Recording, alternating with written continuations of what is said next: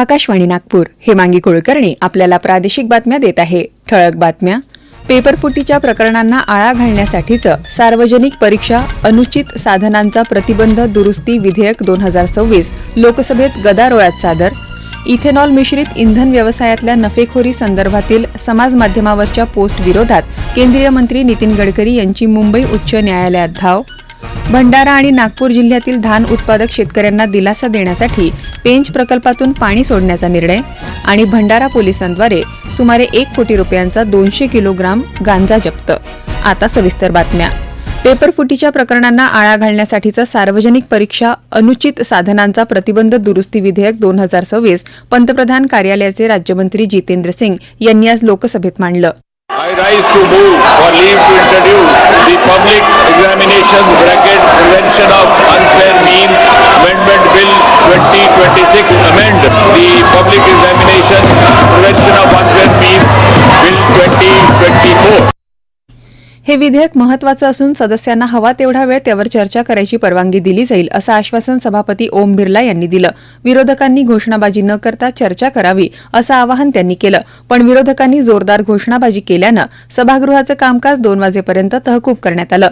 त्यापूर्वी आज सकाळी 11 वाजता कामकाजाला सुरुवात झाल्यानंतर सभापती ओम बिर्ला यांनी ग्लासगो इथं सुरू असलेल्या राष्ट्रकुल स्पर्धांमध्ये पदक पटकावणाऱ्या भारतीय खेळाडूंचं अभिनंदन केलं. त्यानंतर सभापतींनी प्रश्नोत्तराचा तास पुकारला. पण सत्ताधारी आणि विरोधी पक्षांच्या सदस्यांनी घोषणाबाजीला सुरुवात केली. गदारोळ न थांबल्यानं सभापतींनी कामकाज 12 वाजेपर्यंत तहकूब केलं होतं. त्यानंतर दुपारी 2 वाजेपर्यंतही कामकाज तहकूब झालं. गदारोळ सुरूच राहिल्यानं कामकाज संध्याकाळी 5 वाजेपर्यंत तहकूब करण्यात आलं. राज्यसभेत कामकाजाच्या सुरुवातीला कागदपत्र सभागृहाच्या पटलावर ठेवण्यात आली. सार्वजनिक परीक्षा अनुचित साधनांचा प्रतिबंध दुरुस्ती विधेयक 2026 लोकसभेनं मंजूर केल्यानंतर सभागृहात चर्चा करून ते संमत करण्यासाठी 7 तासांचा वेळ ठरवून दिल्याची माहिती अध्यक्ष CP राधाकृष्णन यांनी सभागृहाला दिली. त्यानंतर विरोधकांनी गदारोळ सुरू केला. विरोधी पक्षनेते मल्लिकार्जुन खरगे यांनी नियम 267 अंतर्गत विद्यार्थी आंदोलनादरम्यान विद्यार्थ्यांवर लाठीमार केल्याप्रकरणी स्थगन प्रस्तावाची नोटीस दिल्याचा मुद्दा उपस्थित केला. मात्र दुर्मिळात दुर्मिळ परिस्थितीतच स्थगन प्रस्तावाला मान्यता देण्यात येते असं त्यांनी सांगितलं. त्यावर देशाच्या इतिहासात पहिल्यांदा विद्यार्थ्यांना मारहाण करण्यात आल्याची बाब खरगे यांनी अधोरेखित केली.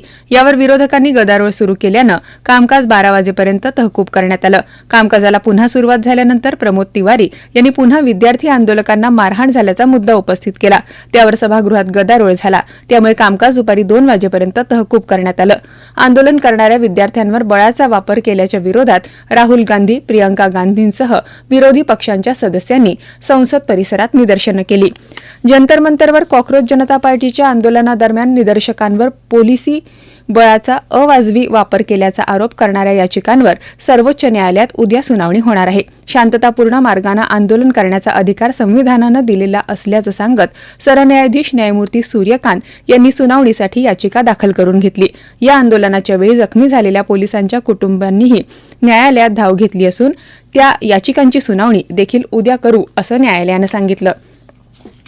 इथेनॉल मिश्रित इंधनाशी संबंधित व्यवसायातल्या नफ्याशी संबंध असल्याचा समाजमाध्यमावरच्या पोस्ट विरोधात केंद्रीय मंत्री नितीन गडकरी यांनी मुंबई उच्च न्यायालयात धाव घेतली आहे. नफा मिळत असल्याचा दावा करणारे खोटे संदेश, डीप फेक फोटो आणि व्हिडिओ प्रसारित होत असल्याचं गडकरी यांनी आपल्या याचिकेत म्हटलंय. मुंबई उच्च न्यायालयानं गडकरी यांना मेटा आणि इतर समाजमाध्यमांविरुद्ध बदनामीचा दावा दाखल करण्याची परवानगी दिली आहे. MPSCच्या ड्रग इन्स्पेक्टर भरती परीक्षेचा पेपर परीक्षेपूर्वीच सोशल मीडियावर व्हायरल झाल्याचा आरोप करत काँग्रेस नेते विजय वडेट्टीवार यांनी महायुती सरकारवर टीका केली आहे. पेपरफुटीची उच्चस्तरीय चौकशी करून दोषींवर तसंच त्यांच्या पाठीशी असलेल्या व्यक्तींवर कठोर कारवाई करण्याची मागणी करण्यात आली आहे. दरम्यान अन्न आणि औषध प्रशासन विभागातील औषध निरीक्षक गट ब भरती परीक्षेतील पेपरफुटीबाबत प्राप्त पुरावे आणि निवेदनांची सखोल पडताळणी करून संबंधितांविरोधात पोलिसात रीतसर तक्रार दाखल करण्यात येणार असल्याचं महाराष्ट्र लोकसेवा आयोगाचे सचिव महेंद्र हरपाळकर यांनी सांगितलं. अमरावती जिल्ह्यातल्या टिटंबा इथल्या शासकीय आदिवासी आश्रमशाळेतील विद्यार्थ्यांना झालेल्या संशयित विषबाधेच्या गंभीर घटनेची आदिवासी विकास मंत्री डॉ. अशोक उईके यांनी दखल घेतली आहे. त्यांनी तातडीनं धारणी आणि टिटंबा इथं भेट देऊन संपूर्ण प्रकरणाचा आढावा घेतला. विद्यार्थ्यांच्या आरोग्याशी कोणतीही तडजोड होऊ देणार नाही असा ठाम निर्धार व्यक्त करत त्यांनी संबंधित कंपनीविरुद्ध गुन्हा दाखल करण्याचे निर्देश दिले. तसंच राज्यातील आदिवासी आश्रमशाळांमध्ये सुरू असलेली सेंट्रल किचन व्यवस्था पुढील काही दिवस बंद ठेवण्याची घोषणा त्यांनी केली. शनिवारी टिटंबा आश्रमशाळेतील सुमारे 70 विद्यार्थ्यांना उलट्या, मळमळ आणि पोटदुखीचा त्रास झाल्यानंतर त्यांना धारणी उपजिल्हा रुग्णालयात दाखल करण्यात आलं. दरम्यान या प्रकरणी प्रशासनानं अधीक्षकांना निलंबित केलं असून मुख्याध्यापकांना कारणे दाखवा नोटीस बजावली आहे. या प्रादेशिक बातम्या आपण आकाशवाणीच्या नागपूर केंद्रावरून ऐकत आहात. आमच्या केंद्रावरील सर्व बातम्या ऐकण्यासाठी आणि ताज्या घडामोडी जाणून घेण्यासाठी Marathi news Nagpur all India radio या आमच्या YouTube चॅनलला नक्की सबस्क्राईब करा. आकाशवाणीचं हे नागपूर केंद्र आहे. राज्यात कमी पावसामुळे धान पिकाला पाण्याची तीव्र गरज निर्माण झाली असून भंडारा आणि नागपूर जिल्ह्यातील धान उत्पादक शेतकऱ्यांना दिलासा देण्यासाठी पेंच प्रकल्पातून पाणी सोडण्याचा निर्णय घेण्यात आल्याची माहिती महसूल मंत्री चंद्रशेखर बावनकुळे यांनी दिली. त्यांनी आज नागपुरात प्रसारमाध्यमांशी संवाद साधताना विविध विषयांवर भूमिका स्पष्ट केली.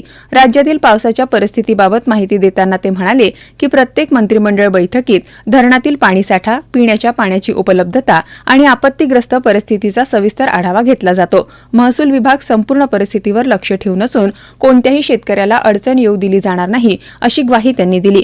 भंडारा पोलिसांनी साकोलीजवळ कारवाई करत सुमारे 200 किलो गांजा जप्त केला असून त्याची किंमत 1 कोटीहून अधिक असल्याचं सांगण्यात आलंय. गुप्त माहितीच्या आधारे केलेल्या कारवाईत मुंबईच्या दिशेनं जाणाऱ्या ट्रकमध्ये हा गांजा आढळून आला. या प्रकरणी 2 आरोपींना अटक करण्यात आली असून गांजासह ट्रक जप्त करून पुढील तपास सुरू आहे. माजी राष्ट्रपती आणि विख्यात शास्त्रज्ञ, भारताचे missile man, Bharat Ratna doctor APJ Abdul Kalam यांची आज पुण्यतिथी. यानिमित्त विविध मान्यवरांनी त्यांना आदरांजली वाहिली आहे. डॉक्टर कलाम यांनी आपल्या प्रतिभेनं भारताला एक ताकदवान देश म्हणून उभं करण्यात मोलाची भूमिका बजावली आणि लाखो नागरिकांना प्रेरणा दिली असं केंद्रीय गृहमंत्री अमित शाह यांनी समाजमाध्यमावरच्या पोस्टमध्ये म्हटलंय. डॉक्टर कलाम यांनी एका विकसित, आत्मनिर्भर आणि बळकट भारताचं स्वप्न पाहिलं तर डॉक्टर कलाम यांची दूरदृष्टी, नम्रता आणि समर्पण भाव येत्या पिढ्यांना प्रेरणा देत राहील असं मुख्यमंत्री देवेंद्र फडणवीस यांनी म्हटलं आहे. पंचायत समितीमार्फत दिव्यांगांसाठीच्या योजनेत 10,000 रुपयांचा लाभ मंजूर करून देण्यासाठी प्रत्येकी 2,000ची मागणी केल्याचा आरोप करत दिव्यांग बांधवांनी आज भंडारा पंचायत समिती कार्यालयासमोर भीक मागो आंदोलन केलं. आंदोलनकर्त्यांनी भीक मागून जमा केलेले पैसे सभापतींच्या दालनात नेऊन निषेध नोंदवला.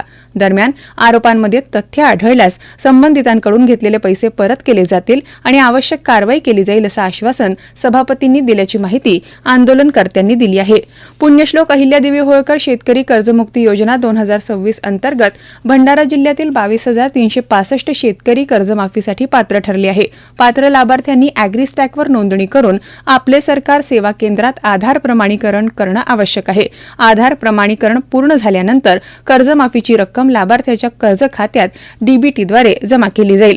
केंद्रीय कृषी आणि शेतकरी कल्याण मंत्री शिवराजसिंग चौहान यांनी आज राष्ट्रीय कृषी विकास योजनेअंतर्गत वितरित केलेल्या निधीच्या वापराचा आढावा घेण्यासाठी दूरदृश्य प्रणालीच्या माध्यमातून एका आढावा बैठकीचं अध्यक्षस्थान भूषवलं. या बैठकीला महाराष्ट्र सरकारचे कृषी मंत्री दत्तात्रय भरणे उपस्थित होते. केंद्र सरकारनं यापूर्वी राष्ट्रीय कृषी विकास योजनेअंतर्गत महाराष्ट्राला पहिल्या हप्त्यापोटी 335 कोटी रुपये दिले होते. राज्याने यातील सुमारे 260 कोटी रुपये वापरले असून निधी वापराचा निश्चित केलेला 75% निकष पार केला आहे, ज्यामुळे राज्य दुसऱ्या हप्त्यासाठी पात्र ठरले आहे असे आढावा बैठकीदरम्यान केंद्रीय मंत्र्यांनी नमूद केलं. गोंदिया, गडचिरोली आणि चंद्रपूर या जिल्ह्यांमध्ये आज मुसळधार पावसाचा येलो अलर्ट जारी करण्यात आला असून नागपूर, वर्धा, भंडारा या जिल्ह्यांमध्ये वादळी पर्जन्यमानाचा अंदाज आहे. उद्या गोंदिया आणि गडचिरोलीमध्ये मुसळधार पावसाचा ऑरेंज अलर्ट तर नागपूर, भंडारा, चंद्रपूर या जिल्ह्यांमध्ये मुसळधार पावसाचा येलो अलर्ट जारी करण्यात आलाय. दरम्यान आगामी काही तासांमध्ये नागपूरसह पूर्व विदर्भाच्या सर्व जिल्ह्यांमध्ये तुरळक ठिकाणी हलक्या ते मध्यम स्वरूपाच्या पावसाची शक्यता वर्तवण्यात आली आहे. शेवटी पुन्हा ठळक बातम्या.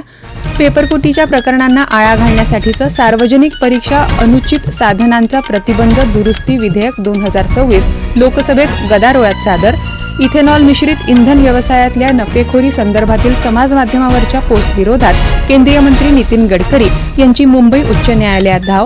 भंडारा आणि नागपूर जिल्ह्यातील धान उत्पादक शेतकऱ्यांना दिलासा देण्यासाठी पेंच प्रकल्पातून पाणी सोडण्याचा निर्णय. भंडारा पोलिसांद्वारे सुमारे 1 कोटी रुपयांचा 200 किलोग्राम गांजा जप्त. याबरोबरच हे प्रादेशिक बातमीपत्र संपलं. यापुढील ठळक बातमीपत्र आपण 6:58 ऐकू शकाल. नमस्कार.